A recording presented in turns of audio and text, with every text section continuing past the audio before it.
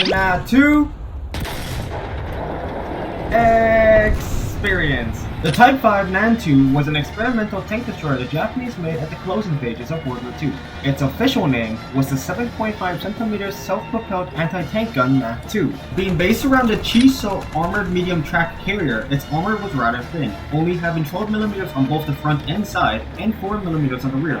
As for the turret, or to be more specific, the gun shield in front of the cannon only had 12mm of steel there. The development of the NAT-2 was short and rushed to say the least. Being developed and completed in 1945, it was soon forced into full-scale production with 200 units requested by the Japanese army.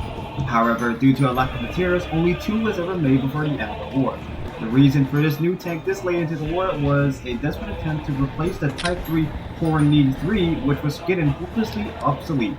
The cannon mounted on the NAT-2 was the powerful Type 5 75mm tank gun, the same one mounted on the Type 4 Chi-2 medium tank prototype. The cannon was a variation of the Japanese Type 4 75mm AA gun, which could fire 3 different types of shells, first being an APHE shell with 144mm of pen, secondly a APCR shell with 177mm of pen, and lastly a HE shell with 17mm of pen. Since the 2 NAT-2 that was ever made was never put into actual combat, with both examples captured by US troops and coming in to occupy Japan after World War II has concluded, it's hard to say how well it could have performed.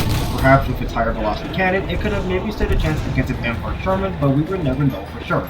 Luckily for us, in War Thunder you can play this tank and try to come up with how well it could have performed in real life. Being placed at BR 3.3, rank 2, it fights many early war and somewhat mid-war tanks, like American M3A1 Stuarts, M4s, M4A3s, German Panzer IIIJs, Panzer IV F2s, Marder 3Hs, and lastly some Soviet tanks like T-50s and KB-1s. Some pros of the NAT-2 are, with its high velocity cannon, it can knock out any tank it sees. Being an open top tank, it has amazing gun compression, you're able to go down 10 and up 20 degrees. And lastly, for a tank destroyer, it's decently fast, being able to go 40 kilometers an hour. However, 2 cons of the NAT-2 are, being an open top vehicle, it's vulnerable to plain MGs or any tank you might encounter, and lastly, having the gun mounted only to the front, it's vulnerable to tank attacks.